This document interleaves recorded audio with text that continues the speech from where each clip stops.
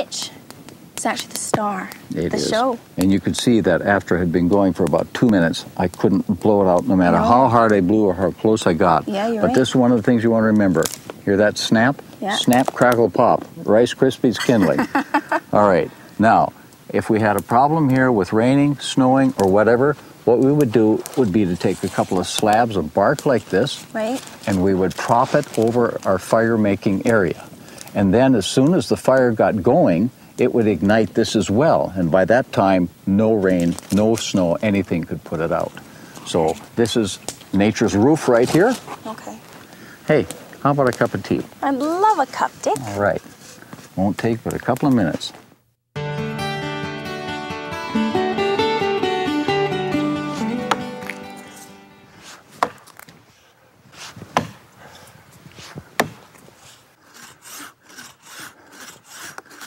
Timber!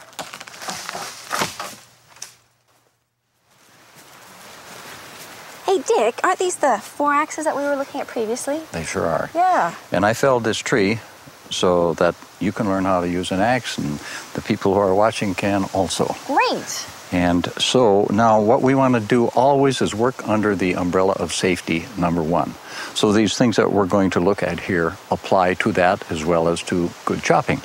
So first what we want to do is size the axe properly for the job. We can see that this is a pretty inadequate little axe for it. This is one which is unnecessarily large. Now what we want to do is size these properly for you, and the way you will do that is to put them in your armpit and then reach down the handle and see where your hand comes. And you see it's too short. Your hand's way over the handle. Now try it with this one. There you go. Now it's a little bit long, but that's an advantage in terms of the power of your swing to have that little extra length. Okay, so now what we do after that is we look around and make sure that when we swing this axe, there's going to be nothing in our way as we move. Then I position myself to the piece of wood by stepping up here and making sure that when I'm in the final position of the chop, I'm comfortable. So then I bring it back over my shoulder, and when I bring it down, I'm bringing it down with the force of my body. Right. Lots of people just chop with their arms. We want to chop with our body. You see how deeply that sinks in when I hit? Because it gives you more power. Because it gives you more power. Right. Your turn. Okay. So. Hands together. Hands together. Right. Feet apart. Make your measurement. Step up and make your measurement. Okay. That looks good. All right. Go for it. All right. And again. Wow. All right. Good girl. Okay, one more time, Dick. Tell me what the 3 main key ingredients here in terms of safety for. First, got to size the axe correctly. Right. You then have to position your body right. Okay. And then you've got to use the right technique, which is using your whole body. Right. Okay. I'm going to try this a couple more times. Please. Okay. Hands together. Hands together. Good. Hey, you're a real logger. All right. This feels great. It's a wonderful exercise. It's very empowering. Takes off the pounds.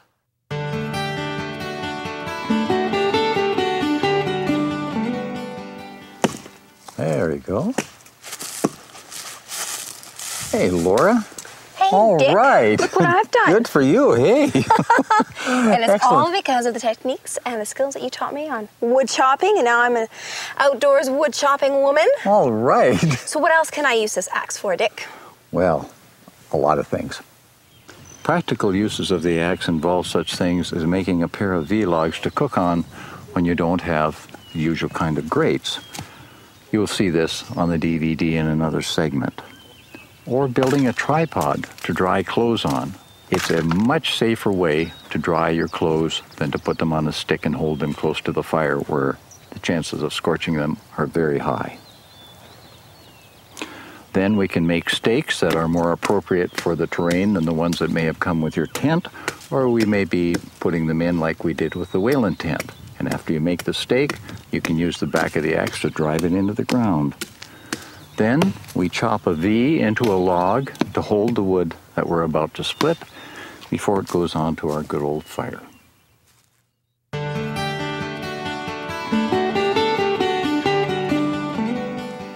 Hey, Dick, that looks really good. Well, I was preparing a little snack for you. Oh, thanks. Yeah. So what's up with the knives? Well, these are a couple of my favorite buck knives. This one's a folder and closes very easily, can be clipped onto the belt.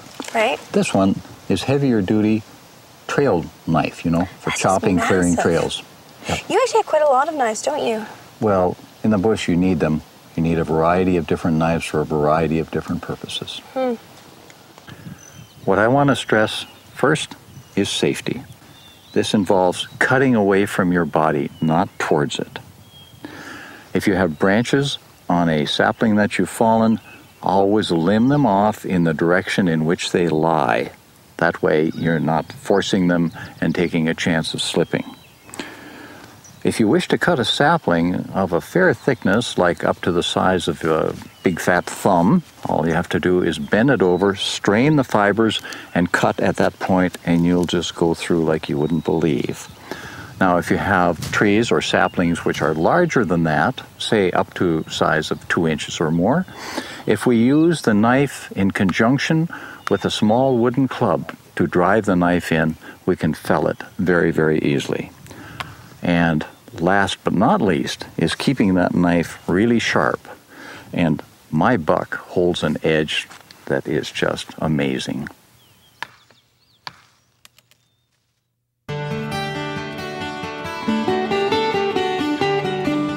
Now, Laura, this is heavy stuff. Cook kit, heavy bag of food, tent.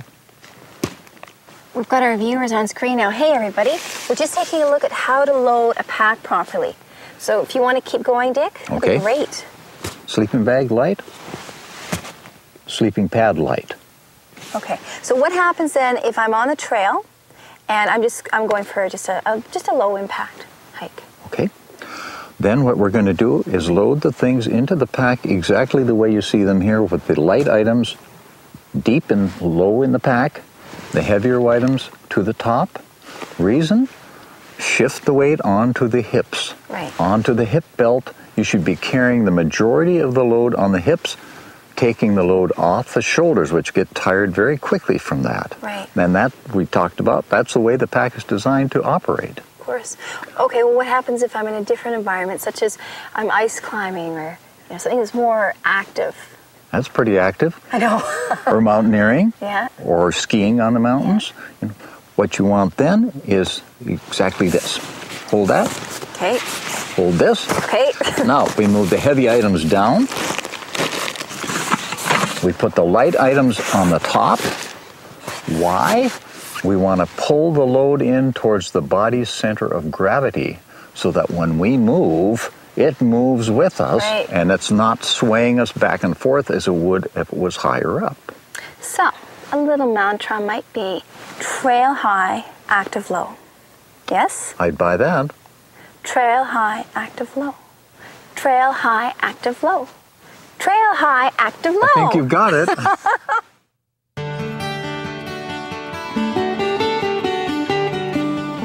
Hi, Dick has just brought us up to this beautiful view to show us the value of a map and a compass.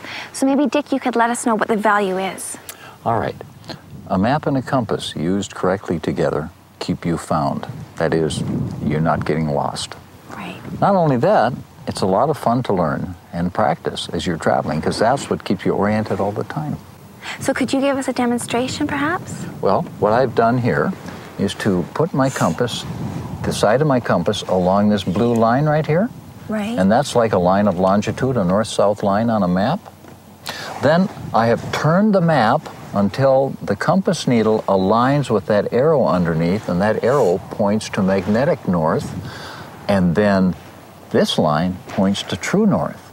That means the map is now coordinated to everything that you're seeing. Otherwise, if they were out of kilter, things wouldn't jibe. So as long as I can find my true north with the compass on the map, then I'm basically set on being able to find anything that's around me. Right. You've got the map Okay. oriented to true north. So let's Right. do that. Can you show me something that's on the map that we can take a look at? Right. Okay, well, see that lake over there? Yeah? Yep. Okay. Now, we're about here. Now I point this piece of grass at the lake. I'll sight down the grass. Yeah, that's the lake. No question about it. Okay, so what about this little bay here then? All right. So if we're here, let's take a look. And that's the down bay. the lake. So that's about over there. That's it. Hey, that's actually kind of fun to do. Right. Now, if you want to learn how to do this, there are different ways. One, when you buy your Brunton compass, you can get this book. Who's that guy right there? That happens to be me. Or you can take an orienteering course. Well, that'd be a good idea. Either way, learn it yourself. That's very good practice.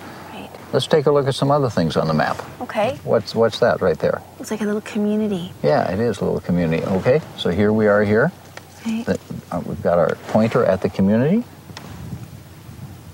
So that's about right there. Lo and behold, it is. Right. And notice here, that is a symbol for a bridge. Ah. We look down there. A little bit off then, right? We see a bridge. Right. So we can do that all the way around this area.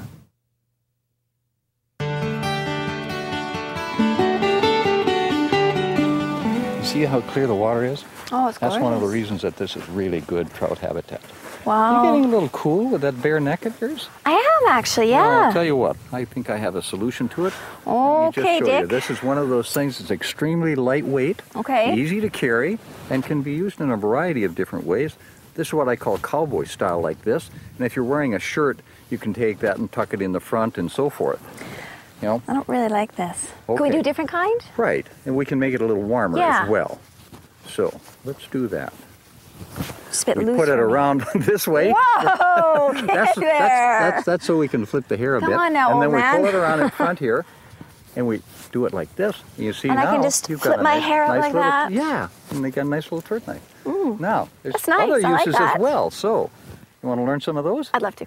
And you may think I'm kind of strange with this geez, magic bag of tricks of mine, but I do carry 2 or 3 scarves with me all the time because of their versatility. Hey. Now, all we really need to do under most conditions is to remove the wind chill.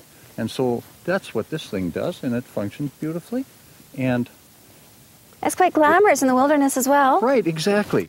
Now, here's a cotton bandana. It absorbs a lot more water than silk, although the silk can do this is better, actually.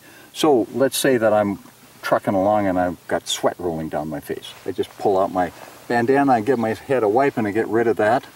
And then, if I want to clean up afterwards, you know, I want to get rid of all the sweat, I just step over, get this thing wet, come back to it, give myself a good wipe and down on the face, and there I am. There you go. Fresh and clean. You look great. Now, you know, when the sun comes out, it can get pretty broiling hot around here. And you're out there on the lake and you're getting the sun in your face, you want to cool down. Here, again, is our tool for cooling. All I've got to do is dip this in the water and put it around my neck, and what it will do is lie on top of the very large veins of the neck and give me continual cooling because it's going to be evaporating all the time too. Oh, of course. And so I take and I put that around here and I tie it off cowboy style, and I take those nice cool ends and I tuck them down in my shirt so I get some of that coolness right down in there, and it feels good. All right.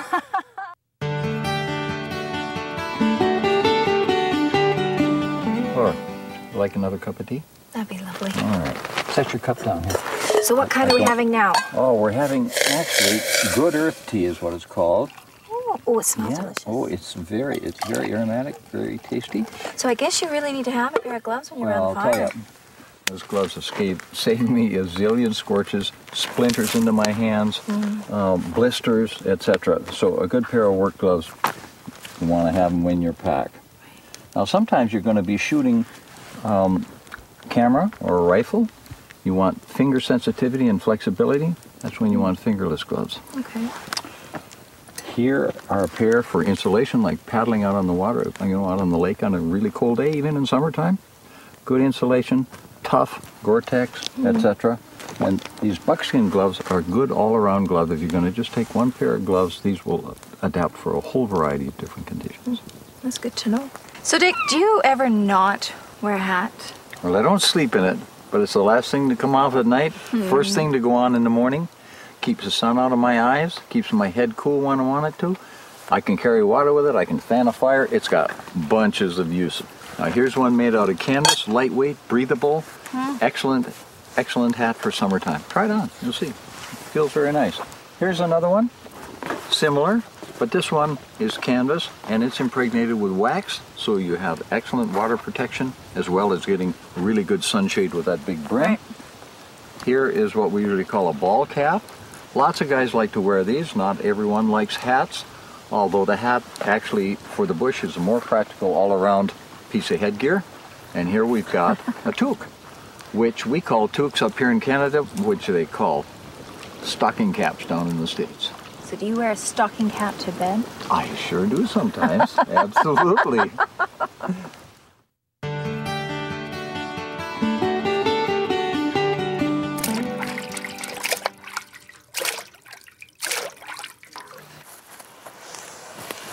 Doesn't he think he's so special? What are you doing, Dick? Well, I'm going backpacking in about a week, and I want to blister-proof my feet.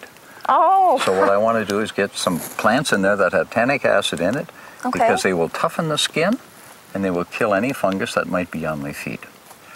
There are other plants, of course, than what we have up here, which I'm using bearberry and Labrador tea, but alder grows clear across the country through all the northern states and even down into the Rockies. And if you don't have anything else, a bit of Table salt. actually works quite well. It will toughen the skin too. Okay. So you do this 4 or 5 times before? 6 times better yet. Okay. Right? But we want to take a look at some socks and some boots. Okay, let's do that. Yeah. I just need a little break first. Oh, jeez.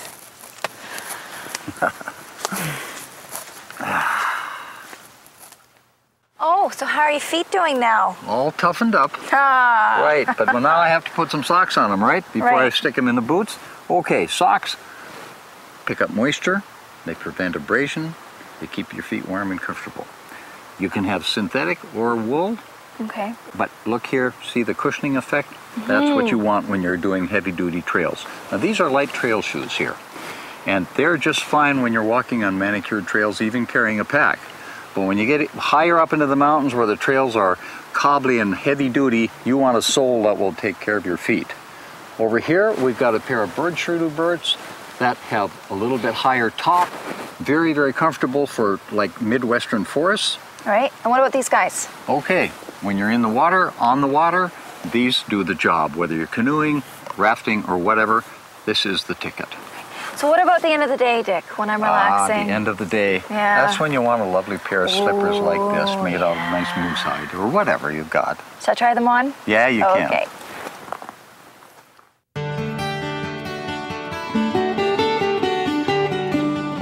Hello.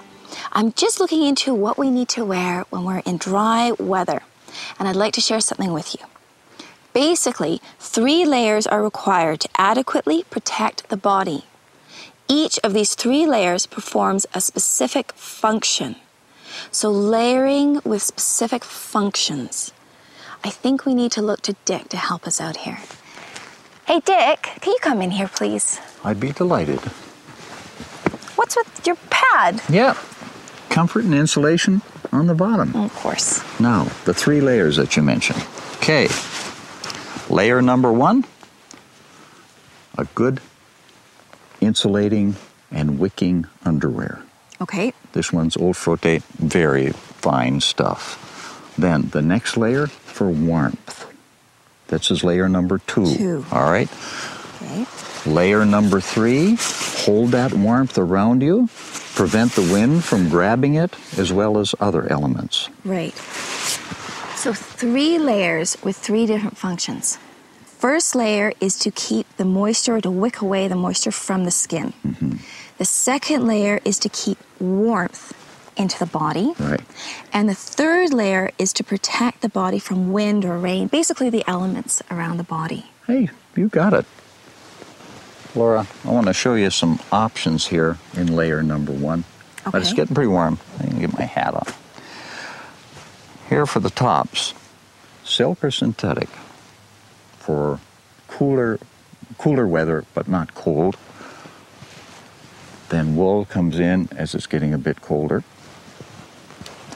Same thing for the bottom, synthetic or silk, and again, or wool. And the purpose is to wick away the moisture, And right? to insulate. Okay, great. All right. Now, layer number 2 for warmth pure wool, heavier than what we looked at before. All right, and fleece.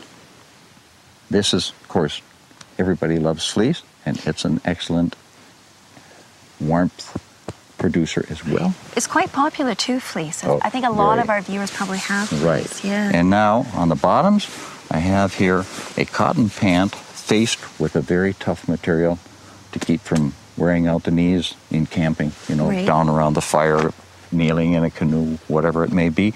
And here, for colder weather going into fall and winter, worsted wool, extremely tough, also warm, wears like iron. I have a pair of these over 20 years old. Okay, so Now, our second layer number 3.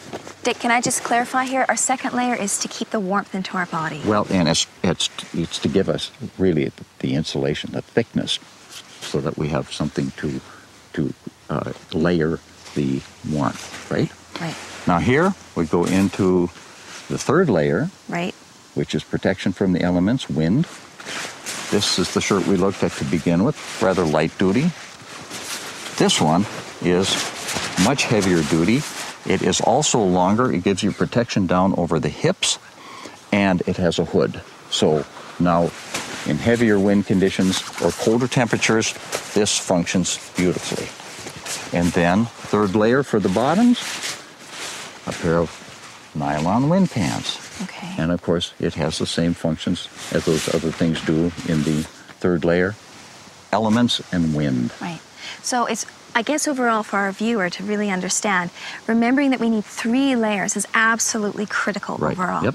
Now, if we can also remember what those layers involve. The first layer is to wick away the moisture from the skin And to insulate. and to insulate. The second layer is to keep the warmth in our body, Okay. right? And the last layer, the third layer, is to protect ourselves from the elements, primarily wind. Right, and correct? it also holds the warmth around the body. Okay, great. You got it. Now listen, I've got something in the book that I wanted to read you that I was a little All right. confused about.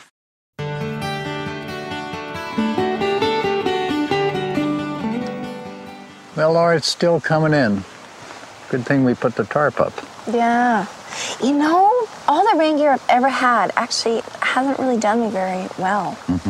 I'm wondering, of course, you'll know the answer. What kind of rain gear should I wear? Well, I'm wearing one of the best garments right here. This is very traditional, heavy-duty cotton, oil-coated, heavy-duty zipper, snaps, opens down the front. Right. Now, here's another one in a very high-quality nylon, also a front zip. Helps with aeration to cool you off, get rid of moisture. Notice pockets are covered. Very good idea. No moisture goes in there. Very good hood.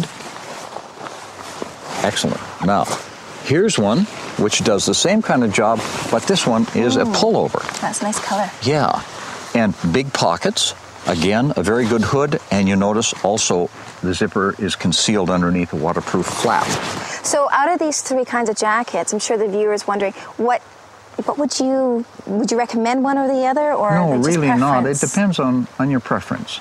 Okay, And then pants to go with this, of course. right here. Same kind of material I'm wearing. Now, if you have to walk through the bush and stuff where you're going to be dealing with a lot of abrasion, these really take it. They will not tear. They're very, very tough. But if you're just going to be out on the water most of the time, where waterproofness is your main concern, then a pant like this is also very good. But you'll Nylon notice pants. that they have put reinforcing on this also Right. to take care of that problem. So And then- depending on the environment, you choose your Right, pant accordingly. right. Okay, And then you got to have something on top, of course. like a waterproof hat like this. It might be made out of coated nylon.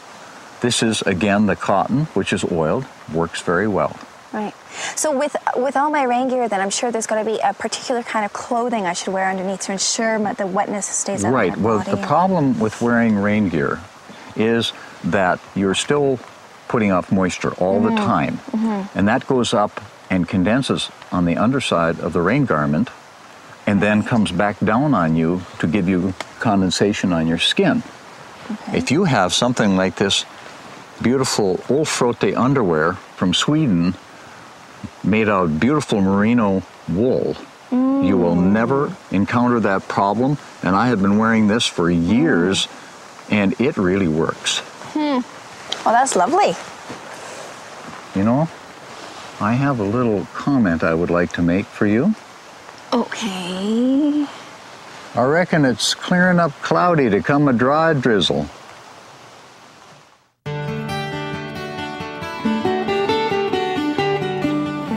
Dick, I know we're going on a hike really soon, and the bugs are just nuts. I wonder if you could explain to me why that cream that you gave me works so well. Well, a compound called DEET was developed during World War II for the troops in the South Pacific, and that stuff really works. And you find it in virtually every bug repellent on the market today. Now, there are some tricks to applying it to get it to make it last longer. I've got a little bit of hand cream in here. Okay. You try a little bit of that, put that on your face. And what that does, prevent the DEET from going too far into the skin. Right. Okay, we'll put a little bit of that on there. Okay, rub that in. That will last longer. And this will work for anybody in North America, for all our bugs out there. This will work for anything. Absolutely, right. But it's interesting. Nature's got some natural repellents. That's what we're going to go and find. Okay. Okay. Let's do that. Laura, here's a natural remedy. What we need off here is just a strip of this coniferous tree, many of which are found across North America. You just get a knife in there, peel off a little strip. You hold that. Okay. That's the bark of a conifer. What I'm going to do is put a little bit of oil on top of that. Okay. Now you take that oil and smear it around on your face, and you will be amazed at how that feels. And now a second one, and by the way, this is found around North America. Here's yarrow. These are the leaves of the yarrow plant. This also is very, very repellent to bugs. I just rub it in my hands, rub it on my face. We're all set. Great. Let's go. Okay. Laura, when the bugs get really bad anywhere in the world, the bug shirt is the ultimate solution. Take off your hat. Okay. I'm going to change hats. This one goes on. You just drop that one.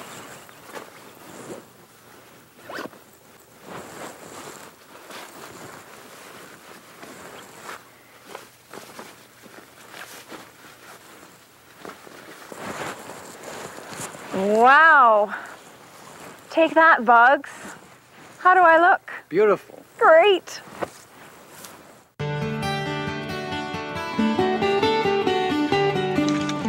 Dick, it's gorgeous out today. Oh, but you know what? I forgot my sunscreen in the tent. Do you have any? A good friend and a prudent bushman always has some. Of course you do. There Thank you. Now, this has only a factor of 20, but that's plenty for today. Yeah. But when you think about the severity of the amount of sun that you're getting right now reflected off the lake, as well as the incident light from the sun, it can do serious damage to skin and to eyes. And so you want to have something which complements this, especially on the sensitive parts of your body, which is zinc oxide. Now, you want to have this on the bridge of your nose or on your lips. Okay, I'll do my nose. And so it also heals as it blocks the sun, because it's a total sunblock. Well, that's great. But if I didn't have the sunblocks from the store, which I'm sure we've all forgotten before, can I find anything in nature to... Let me tell you, I got a couple of great solutions for you. Of course, let's go. Okay, Laura, stop by that tree right in front of you. I have something I want to show you here. The light color on this side of the tree is due to a natural sunblock that stops the sap from rising too early in the tree in the springtime to where it might freeze. Oh. Now, we can also use that same natural sunblock. You take a wipe down here like this. Look at my hand. Good stuff, you just right? rub it on? I got it on my face. I am now sunblocked. Let me try that. It's also good talcum powder. Oh, that feels lovely. It's nice on the skin, too. And I have a second natural one. Oh. Let's go look at that. Okay. Laura, this is our second natural sunblock. And what it is the sap of this tree that is concentrated as it comes out on the surface. And this is the pitch of the spruce tree. A very healing substance, as well as useful in this particular case for a sunblock. Now, what you want, because it's so very sticky, we want a little bit of hand cream, usually carrying that, Right. And so I take off a little bit of that. I smear it around the hand cream like this. then I take and wipe it on my face. Here, try a bit of that. Oh, that's really nice, Dick. Isn't that pleasant? Yeah, that's really nice. Right. So, in summary then, we've got 3 sunblocks that we've talked about. We've got the stuff you can buy in the store. We've got sunblock from the aspen and goop from the spruce tree. But Laura, the ultimate sunblock is here. A hat? Number 1.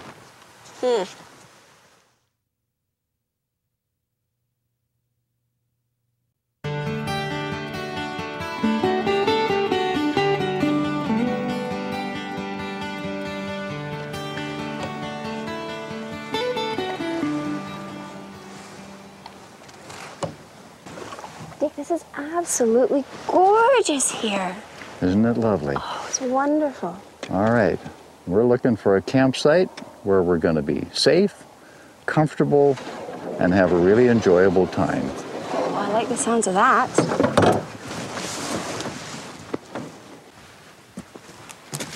Now, Laura, I think this looks like a pretty darn good site right here. You notice how flat it is? Yeah. It's well drained. We've got plenty of water, wood every place you look. Now, I know this might be a dumb question. Yeah. Why do I want it flat and well drained? Well, you sure don't want to be sleeping on bumpy ground. No. And if it isn't well drained, water may accumulate if it rains. Oh, in the tent, right? Right. And if you happen to be traveling in the woods and you don't have water handy, you keep an eye on your topo map or you keep your eye out for river or spring as you're traveling. Okay. But I have one really important thing to show you in addition to this. Let's go. Remember, as we were talking, Laura, before, I talked about another point that's very important in your camp making scene. Look up here. You see, that is a dead tree. It's got a lean to it. Look at here, rotten.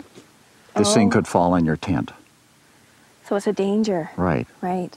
Okay, before we even deal with the danger, I just want to clarify a few things that you said to me. There's 4 main points about a campsite, right? Yeah. Now, we want Flat, flat well-drained ground. and well-drained. But that's where I'm confused. If I can't find a flat, well-drained area, what do I... Well, you're carrying a sleeping pad, Do. and if you happen to have one that's air inflatable, Right. blow it up a little bit harder, and it'll level things right out. Right, okay. Now, the other 2 points, I need lots of water Right. and an abundance of trees. Right. And then, of wood. course, my Yep. dangers, get them out of Right. the way. Get them out of the way. So what are we going to do with this tree, then? Let's try and push it over. You're kidding. No, I think we can do it. Okay. Now we got to get behind it. Put your weight against it. Oh my We God. started swaying. Just get it swaying. Oh, A little geez. bit more. And then we're going to end up maybe with some good wood. A little bit more. A little bit more. Jump on it. Oh, It's that here big goes. taproot that doesn't Yeah. want to let go. Oh. We'll just get up here a little farther. Oh, there we go. One more.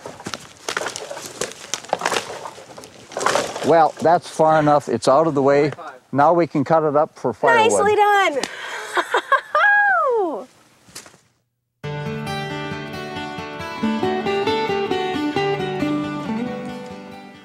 Well, here we are at our campsite place. Nice and flat, comfy, well-drained, all that stuff. Lots of trees And and I have water. a tent to put up, and it's called a Whalen tent.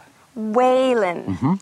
Now, this gentleman, Colonel Townsend Whalen, was one of the best-known sportsmen, hunters, and writers of the past 75 years down in the States. And he liked to travel with the lightweight. He liked to have comfort. And so he was using a lean-to type of tent rather than an enclosed one, which was open at the front. Right. Allows you to have a fire, be comfy in any season of the year. And I've been using these since I was a teenager. I Sounds take like a one on good every tent. trip. Would you help me put it up?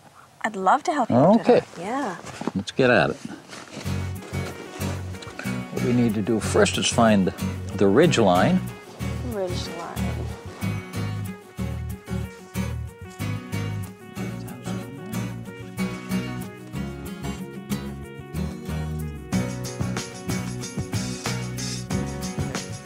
And hold it at about this height. You want to get at the other end? Okay. Wait a moment. Get in the middle and just push on the middle and then.